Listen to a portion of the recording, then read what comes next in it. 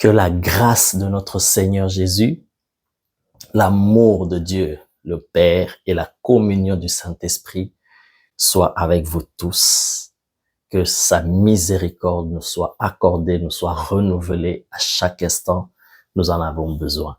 Soyez bénis, chers précieux peuple de Dieu, passionnés de Christ, assoiffés de Dieu, affamés de sa parole.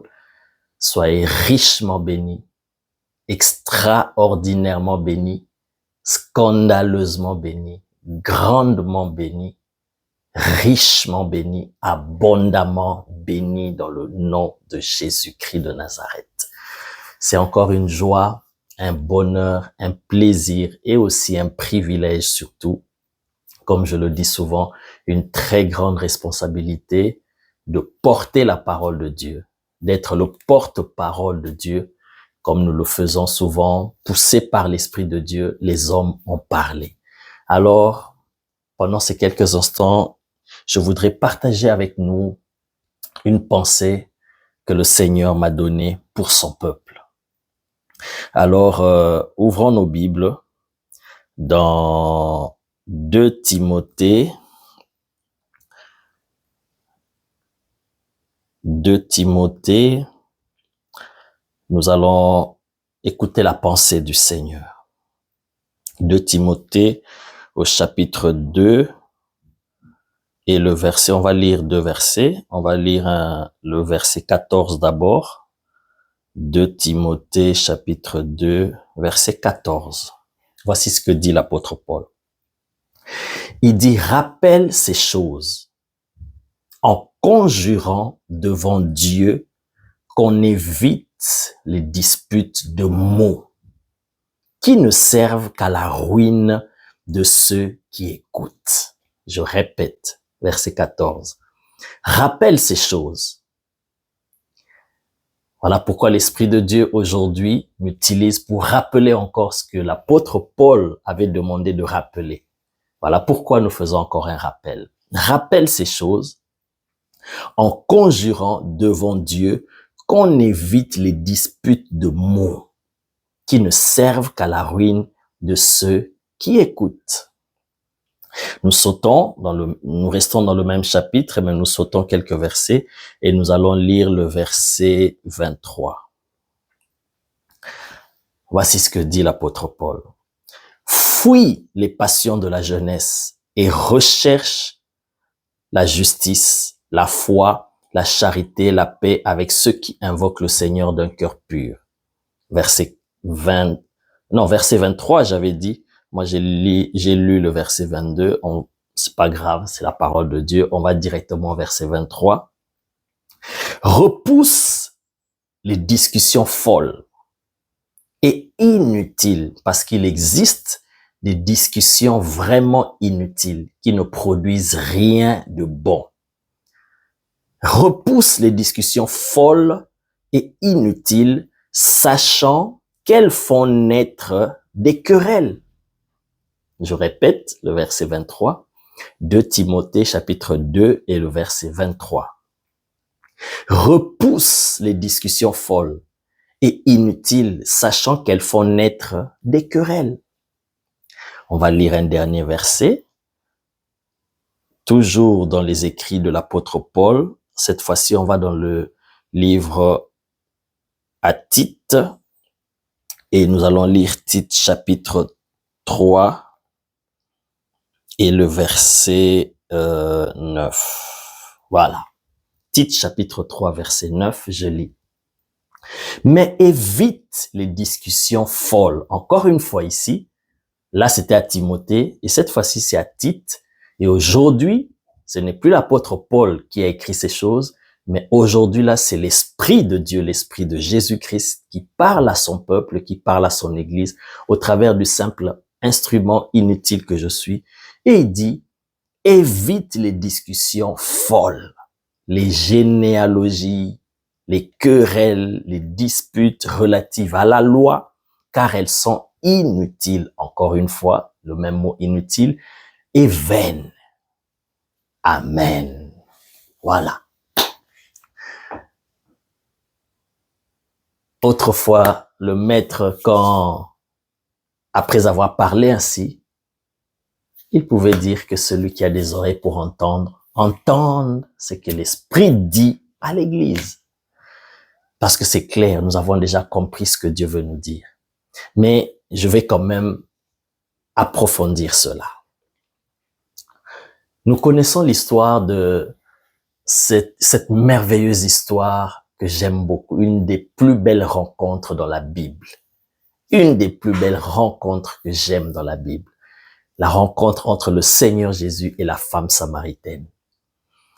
La Bible dit, c'est dans Jean chapitre 4, vous pouvez lire tout le chapitre. On ne va pas lire, je relate cela.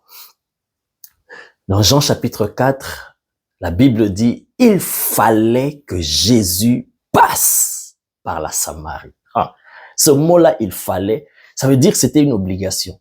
C'était un passage obligé. Ça veut dire, c'était un rendez-vous qui était déjà programmé, qui ne devait pas être annulé. Parce qu'il y a certains rendez-vous, certains programmes on peut reporter, on peut annuler, on peut décaler cela. Mais celui-là, c'était un rendez-vous divin, divinement programmé depuis le ciel, depuis l'éternité. C'était un rendez-vous qui était programmé et un rendez-vous qui ne devait pas rater.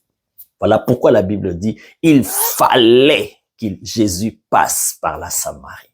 Parce qu'il avait un rendez-vous avec une femme. Et curieusement, dans ce rendez-vous-là, parce que le Seigneur, Dieu, le Père, voulait dans ce rendez-vous-là que Jésus ait un tête-à-tête, un face-à-face avec cette femme-là, seul à seul, le Seigneur a fait que aucun des disciples ne se retrouve là. Vous vous imaginez Jésus dans un territoire étranger, hostile, ennemi, des gens qui ne s'entendaient pas avec eux, les disciples le laissent seul là. Et aucun même a eu la pensée de dire non, non, non. On peut pas laisser le maître comme ça dans un territoire étranger, hostile et ennemi comme ça. On peut l'agresser, on peut menacer le Seigneur, on peut le violenter. Alors, vous partez chercher à manger. En tout cas, 2, 3 peuvent rester avec le maître. Mais personne n'a eu cette pensée-là. Pourquoi? Parce que c'est Dieu le Père qui le voulait. Et ils étaient écartés, chassés divinement. Alléluia. Parce que Jésus devait se retrouver seul à seul avec cette femme. Parce qu'il y avait un plan divin dans cette rencontre.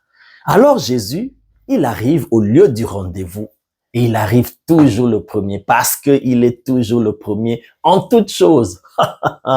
Il arrive le premier à ce lieu du rendez-vous. C'était sur le puits de Jacob. Et arrivé là, Jésus attend. Il s'assied sur le puits de Jacob parce qu'il attendait son rendez-vous. Et le rendez-vous avait lieu à midi. La Bible dit la 6e heure, c'est l'équivalent de midi.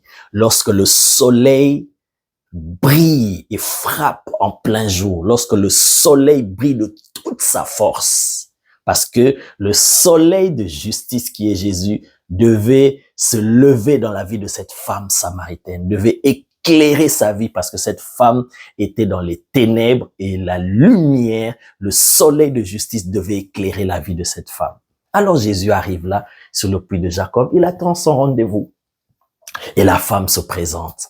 La femme arrive, la femme, elle, ne savait rien de ce qui l'attendait. Mais Jésus, divinement averti, il savait ce qui allait se passer. My God. Et Jésus arrive là, il s'assied, il voit la femme arriver. Et il dit à la femme, femme, donne-moi à boire. Jesus, thank you. Il y a beaucoup à dire dans cette rencontre, il y a beaucoup de leçons, beaucoup de révélations, mais je parle de cela juste pour traduire et libérer la pensée du Seigneur pour aujourd'hui. Alors, le Seigneur dit, donne-moi à boire. Écoute la femme. Ah! Comment toi qui es juif, tu me demandes à moi qui suis d'abord une femme et ensuite une femme samaritaine, tu me demandes de l'eau à boire? Comment oses-tu me demander cela? Parce que les Juifs et les Samaritains, on ne s'entend pas. Il n'y a pas de relation entre nous. On ne s'entend pas. Il y a la guerre. Il y a l'inimitié entre nous. Première chose, première distraction dans laquelle cette femme voulait entraîner Jésus et Jésus a dévié cela. Jésus ne voulait pas entrer dans ce débat-là, dans cette discussion-là, dans cet échange-là, pour savoir pourquoi on ne s'entend pas et pourquoi cela, comment, tout ça, Jésus n'est pas entré dans cela. Jésus n'a même pas répondu à la question de cette femme-là. Il a balayé cela parce que c'était une distraction pour le sortir de son focus pour sa mission. Jésus n'est pas entré dans ce terrain-là. Jésus lui dit, rien à voir avec la question de la femme. Jésus lui dit, si tu connaissais le don de Dieu et si tu savais qui est devant toi, la personne qui est devant toi là, et qui te demande de l'eau à boire, si tu connaissais cela, toi-même tu lui aurais demandé de l'eau et il t'aurait donné de l'eau vive. Waouh! Déjà la femme était perturbée parce que et elle voit un homme, un juif d'abord qui lui parle comme ça et avec autant d'assurance, avec un charisme qu'il dégageait, my God. La femme directement l'appelle Seigneur. Il dit Seigneur, comment est-ce que tu vas me donner cette eau vive? Mais tu n'as rien pour puiser. Et puis le puits, il est profond. Comment tu vas me donner? Où est-ce que tu vas puiser cette eau-là? Encore une fois, ces questions-là, c'était pour distraire Jésus. Jésus n'est même pas entré dans cela. Jésus n'a même pas répondu à ces questions-là. La femme poursuit encore. Oh my God. Elle bombarde Jésus des questions. Mais est-ce que tu es plus grand que notre père Jacob, qui a bu, qui nous a donné ce puits et qui en a bu lui-même? Il a donné à ses fils et même ses troupeaux ont bu et c'est arrivé jusqu'à nous. Est-ce que toi, tu es plus grand que notre père Jacob? Jésus, encore une fois, a évité, a repoussé ces débats, ces discussions vaines, inutiles et folles qui ne produisent rien, qui ne servent à rien. Ces débats-là inutiles de savoir qui est plus grand que l'autre. Jésus ne voulait même pas entrer dans cela. Il n'a rien à prouver s'il est supérieur ou non à Jacob. Il est resté focus sur sa mission. C'était de gagner cette femme. Et au travers de cette femme, derrière cette femme, Jésus voyait toute la ville qu'il allait gagner. Et plus tard, parce que Jésus plantait déjà la semence, que plus tard, les apôtres allaient moissonner. Parce que plus tard dans le livre des Actes des Apôtres, on verra Philippe aller à Samarie, prêcher et gagner des âmes. Et ensuite, les apôtres allaient venir pour poser le fondement de la foi chrétienne, my God. Mais tout ce travail-là, Jésus, il a préparé cela dans cette rencontre. Voilà pourquoi cette rencontre était stratégique et divinement préparée et Jésus était resté focus dans ce travail-là, de gagner cette femme. Parce qu'il y avait déjà l'inimitié. Et il faut une stratégie, il faut une sagesse pour gagner cette femme et derrière cette femme, gagner toute la ville de Samarie. Et prophétiquement, même si on va au-delà, c'était symbolique parce que les Juifs et les Samaritains qui ne s'entendaient pas et que Jésus allait briser ce mur-là d'inimitié, prophétiquement, ça symbolisait aussi le mur qui existait entre les païens et les Juifs que Jésus allait réconcilier pour former un seul corps. Alors cette mission-là était prophétique, était stratégique et Jésus ne voulait pas entrer dans des discussions, dans des débats pour prouver qu'il est plus grand que Jacob. Non, Jésus n'a même pas répondu à cela, il n'est même pas entré dans cela. Rien du tout. Est-ce que tu es plus grand que Jacob? Jésus n'a même pas répondu. Jésus est allé au-delà de cela. Alléluia. Oh my God. Jesus, thank you. Et Jésus a parlé avec cette femme, il dit, mais écoute, celui qui boit de cette eau aura encore soif, aura toujours soif. Mais celui qui boira de l'eau que moi, Jésus, je lui donnerai, n'aura plus jamais soif. Alors cette femme dit, non, donne-moi cette eau. Regarde, c'est pourquoi j'ai dit, il y a beaucoup de choses à apprendre là même dans l'évangélisation, dans la stratégie, comment gagner des âmes. Surtout vis-à-vis des personnes qui sont hostiles à ta foi. Oh my God, Jesus. Les personnes d'autres religions. Alors cette femme dit, donne-moi de l'eau. Donne-moi de cette eau. Jésus lui dit, ok, va appeler ton mari. La femme, vous connaissez l'histoire, la femme dit, je n'ai point de mari, et tout ça. Jésus dit, oui, tu as bien dit, parce que tu as eu 5 maris et celui-ci n'est pas ton mari, alors en cela tu as bien dit. Et la femme était étonnée, dit, je vois que tu es prophète. La femme entre encore dans un autre débat. Elle introduit encore un autre débat, une autre discussion. Ok, alors dis-moi. Les Juifs disent qu'il faut adorer Dieu à Jérusalem, mais nous, on nous dit qu'il faut adorer ici dans cette montagne. Alors, dis-moi éclaire-moi, où est-ce qu'il faut adorer? Jésus, encore une fois, a évité, a repoussé cette discussion-là, ce débat-là de savoir où est-ce qu'il faut adorer, est-ce que c'est là-bas, c'est ici. Jésus a dit, tout ça, c'est fini, chaque chose a son temps. Maintenant, le temps est venu, il y a une dispensation où les vrais adorateurs adoreront le Père en esprit et en vérité. Ce ne sera pas sur un lieu physique, mais ce sera en esprit et en vérité.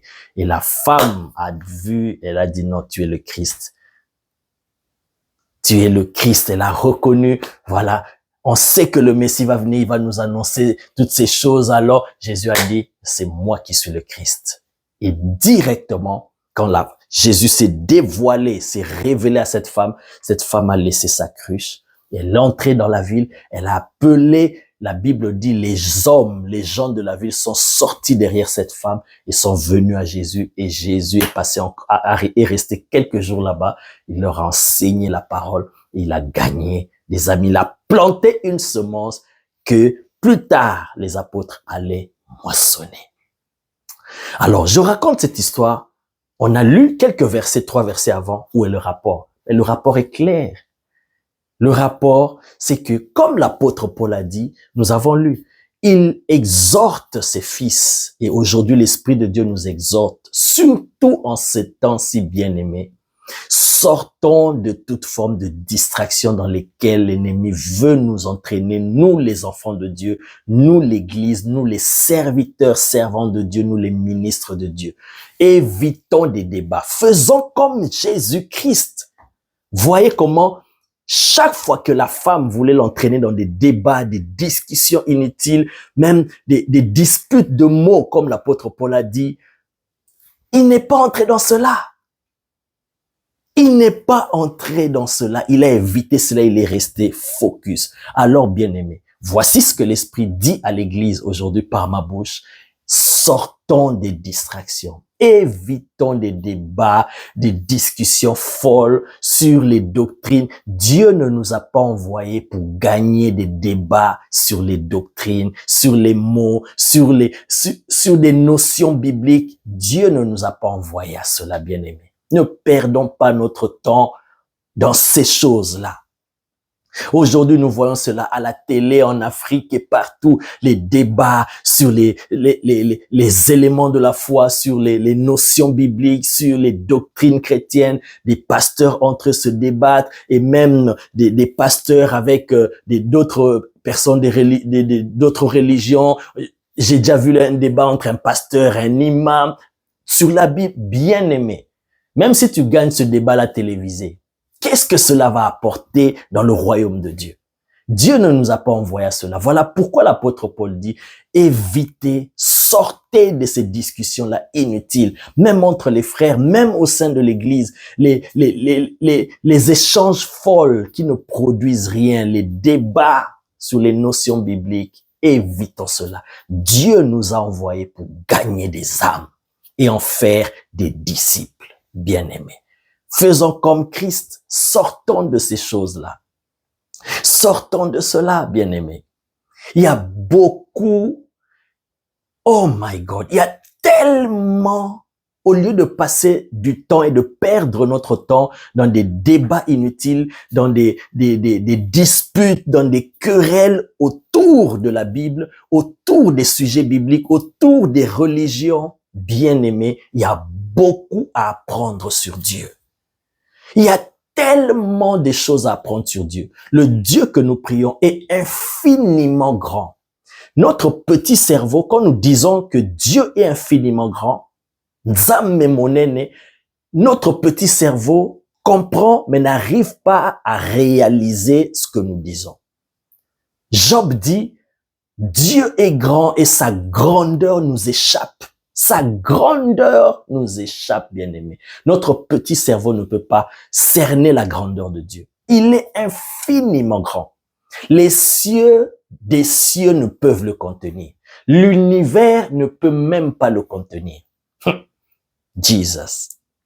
Alors, il est tellement grand, il est infini que nous ne cesserons jamais, jamais de le connaître et de le découvrir. Même toute l'éternité, quand nous disons que nous allons passer l'éternité avec lui, même l'éternité ne suffira pas pour le connaître totalement. Même dans l'éternité, nous continuerons toujours à le connaître, à le découvrir, parce qu'il est infini, parce qu'il est tellement grand, notre Dieu, il est infiniment grand. Alors, notre séjour ici sur la terre, quand il nous envoie sur la terre ici, une des missions principales, c'est d'apprendre à le connaître ici. Bien-aimé, quand je dis ça, je suis tenté d'ouvrir une parenthèse, mais nous allons entrer encore dans un autre sujet que j'expliquerai, j'enseignerai cela quand le Seigneur le permettra. Pourquoi nous sommes sur la terre? Pour apprendre à connaître Dieu. Et quel est l'avantage de cela par rapport à notre éternité? Notre connaissance de Dieu ici-bas déterminera notre éternité, bien-aimé. Oh my God! Ça, c'est une autre chose. Donc, nous avons tellement de choses à apprendre sur Dieu. Regardez, bien-aimé, cette Bible que nous tenons là, cette Bible, ce livre, depuis qu'il est prêché jusqu'aujourd'hui, on ne cesse de continuer à le lire, de le consulter, de le prêcher. Et jusqu'à ce qu'il y aura l'enlèvement, la fin du monde, les profondeurs qui sont là dans cette Bible, les mystères qui sont là, nous ne terminerons pas cela. Jusqu'aujourd'hui, nous prêchons la même Bible, ça n'a pas changé. Parce que Dieu est tellement profond, il y a des dimensions, des profondeurs en Dieu. Il y a tellement de choses à apprendre sur Dieu que si nous passons notre temps à le perdre, à perdre ce temps-là dans des débats, dans des choses inutiles, folles et qui ne produisent rien, bien aimé, nous perdons vraiment notre temps et nous ratons beaucoup de choses et nous passons à côté des grandes choses que nous allons regretter plus tard. Alors, passons notre temps à chercher à connaître Dieu. Il y a tellement de choses à apprendre sur Dieu. Il y a tellement de choses à enseigner sur Dieu. Il y a tellement de choses à connaître sur Dieu que investis ton temps. Mets ton énergie, applique-toi à chercher à connaître Dieu. Repousse, comme la Bible dit, comme Paul dit, repousse des personnes qui t'amènent des débats inutiles, des discussions inutiles, des distractions inutiles. Cherchons à connaître Dieu. La Bible dit, connaissons et cherchons à connaître l'Éternel. Pourquoi? Parce que quand tu le connais, tu penses le connaître, mais alors que tu réalises que tu ne le connais pas encore, donc tu dois chercher encore à le connaître. Bien-aimé, je le dis par expérience parce que moi-même, j'ai vécu cela et je continue à vivre cela. Dans ma petite marche avec Dieu, quand le Seigneur, quand je suis dans sa présence et que je le découvre, j'apprends à le connaître, quand il se révèle à moi, quand il m'enseigne, je vois des profondeurs, je réalise, mes yeux s'illuminent sur sa grandeur, sur sa personne. Plus je m'approche de lui, plus je réalise qu'il est encore loin, très loin de moi, que je ne le connais pas et que je poursuis encore, je cherche encore à le poursuivre pour le connaître. Je ne sais pas comment expliquer ça. C'est vraiment un mystère. Oh my God. Donc, plus tu t'approches de Dieu, tu avances, tu penses que tu es tellement proche de lui que tu sens comme si tu ne le connais pas encore, alors que déjà tu as une connaissance profonde de lui. Pourquoi? Parce qu'il est infini. Parce qu'il est infini, donc tu feras cette expérience au fur et à mesure et tu réaliseras que ça ne s'arrêtera pas. Oh my God.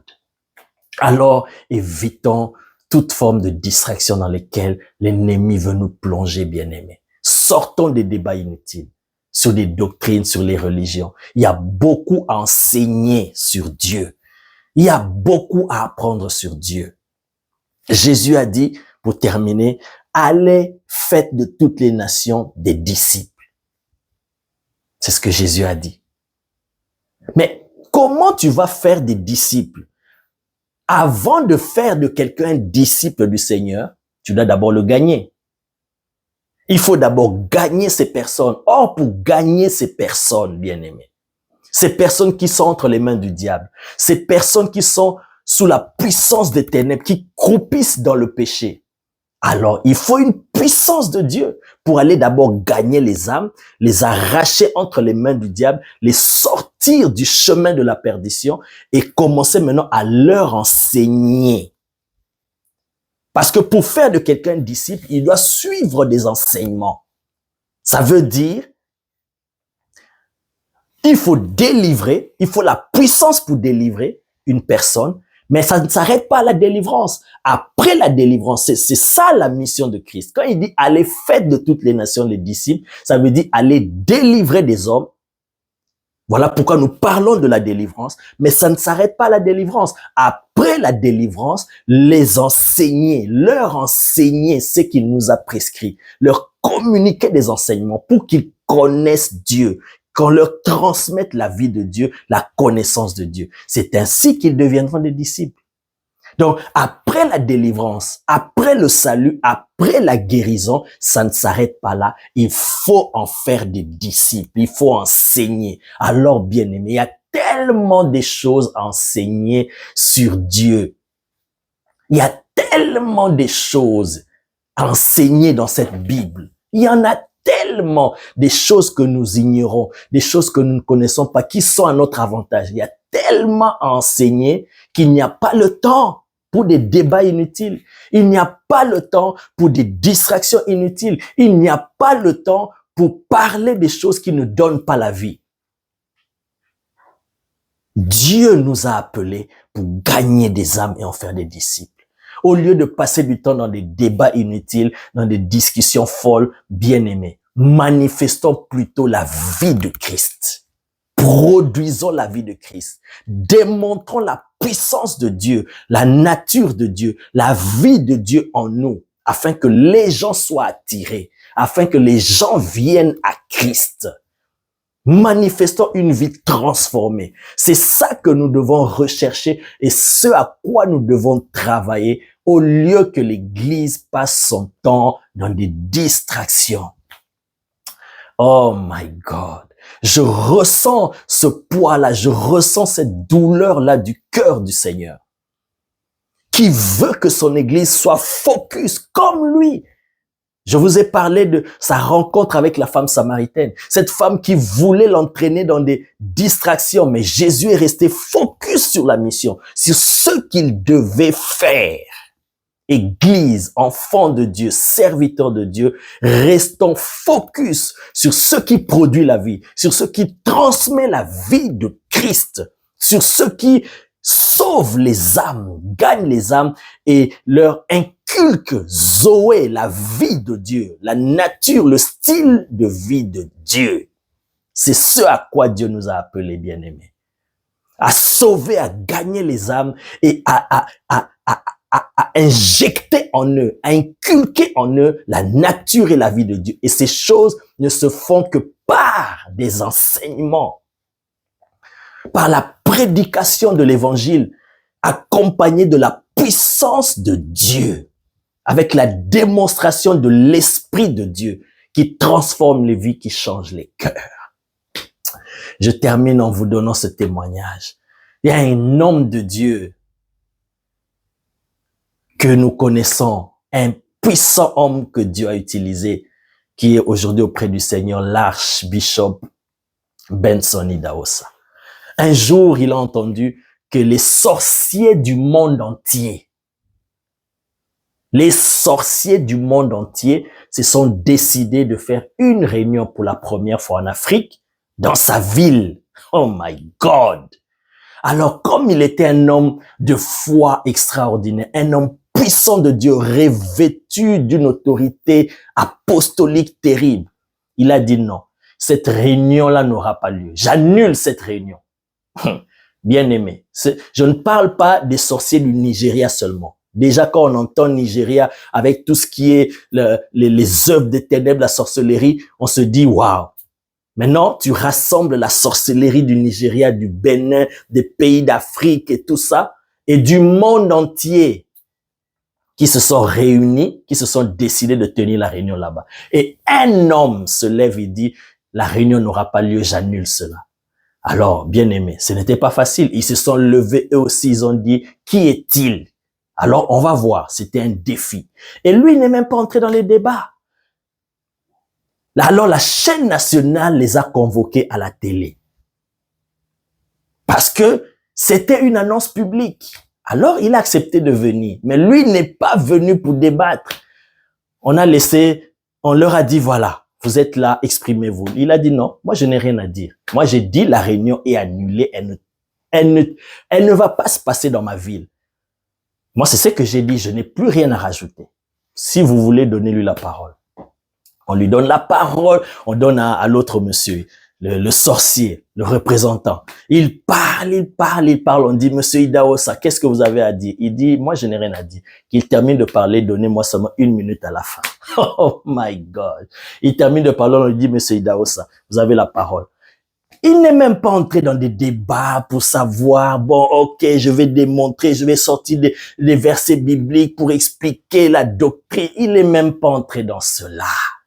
Il a dit, je vais lire juste une parole. Il sort la parole qui dit, tu ne laisseras pas vivre la sorcière. Oh my God. Il dit, voilà, c'est ce que la parole me dit. Alors, parce que la parole me donne cette autorité, moi j'ai dit, j'annule la réunion, ils veulent pas. Alors, si tu es sorcier, représentant des sorciers, alors tu vas mourir tout de suite sur le plateau et tout le monde entier va te suivre, va voir comment tu vas mourir. J'ai juste une question à te poser. Es-tu sorcier? Oh my God. Le sorcier, je ne sais pas ce qui s'est passé. Qu'est-ce qui se dégageait dans l'atmosphère sur le plateau? Qu'est-ce que le sorcier a ressenti? Il a renié sa sorcellerie en public parce qu'il a reconnu que cet homme-là était investi d'une autorité supérieure à son autorité. Et Idahosa s'est levé, il a dit, voilà, c'est fini. Le débat est clos, la réunion est annulée, elle n'aura pas lieu dans ma ville. Il se lève et il part. Et la réunion a été annulée. Oh my God! C'est ce à quoi Dieu nous appelle, bien-aimés, à démontrer la puissance de Dieu. Parce qu'il faut la puissance de Dieu pour sauver les âmes, pour détruire les œuvres du diable et pour transformer les vies des gens, des pécheurs, des prostituées, des drogués, les arracher des addictions, de la servitude, du péché, de la perversion, pour les transformer en des disciples du Seigneur. Il faut la puissance de Dieu, il faut la démonstration de la puissance de Dieu. Voilà ce qui brûlait dans mon cœur, la pensée du Seigneur pour toi, enfant de Dieu, pour toi, serviteur de Dieu, pour toi, ministre de Dieu, pour toi, église de Jésus. Sors de toute forme de distraction. Reste focus à ce que Dieu attend de toi. Toute personne qui t'entraîne, qui veut t'entraîner dans des débats inutiles sur la Bible, sur les doctrines chrétiennes, la Bible dit repousse, évite cela. Reste focus comme Jésus et gagne des âmes. Fais de toutes les nations des disciples. C'est ça, l'ordre suprême, la commission suprême que le Seigneur nous a donnée. Bien-aimés, que le Seigneur nous aide, que l'Esprit de Dieu ravive encore la flamme dans nos cœurs, la passion pour Dieu, le zèle pour l'Évangile, pour gagner des âmes et donner la vie aux nations et faire connaître Christ. Notre but, par notre vie de tous les jours, par notre comportement, par notre manière d'être, notre manière de parler, que tout en nous reflète Christ. Ainsi, nous serons des canaux par lesquels Dieu passera pour gagner des âmes. Soyez bénis au nom de Jésus. Que cette flamme continue à brûler dans ton cœur et s'intensifie encore la flamme, le feu pour chercher à connaître Dieu, la soif de Dieu et la passion pour Christ. Que cela brûle dans ton cœur et que tu répondes à son appel et que nous répondions à son appel au nom de Jésus. Soyez richement bénis et que la présence de Dieu, la puissance de Dieu vous couvre tout entier, esprit, âme et corps. Au nom de Jésus. Amen.